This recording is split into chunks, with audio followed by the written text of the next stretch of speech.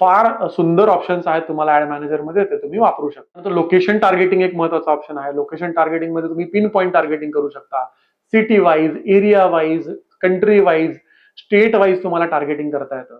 Detail targeting, जिथं तुम्ही अगदी डिटेलमध्ये टार्गेटिंग करू शकता. Demography wise, psychography wise, age, gender, language, त्यानंतर डेमोग्राफिक मध्ये पॅरेंट्स किंवा कुठली कंपनी आहे, कुठली इंडस्ट्री आहे, काय डेझिग्नेशन आहे, तुमची अॅनिव्हर्सरी कुठल्या डेटला आहे, तुम्ही ट्रॅव्हल लव्हर्स आहात की तुम्ही बॉडी फिटनेस ह्या गोष्टींचा आता इंटरेस्ट आहे तुमचा, या सगळ्या गोष्टी तुमच्या बॅकएंडला इंटरेस्ट म्हणून ट्रॅक होतात आणि तशा प्रकारचं तुम्ही दाखवू शकता. मी तुम्हाला 6 प्रकारचे ऑब्जेक्टिव्ह सांगितले. तुम्ही ट्रॅफिक सिलेक्ट केलं, तुम्ही क्लिक टू वेबसाईटवर ट्रॅफिक नेणे असं तुमचं ऑब्जेक्टिव्ह सिलेक्ट होतो.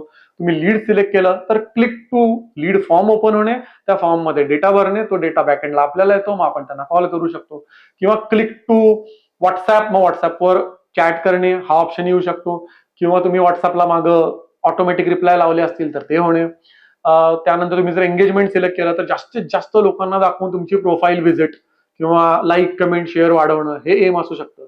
आणि अवेअरनेस सिलेक्ट केलं तर जास्तीत जास्त लोकांना दिसणं, दाखवणं, इम्प्रेशन वाढणं हे करू शकतो.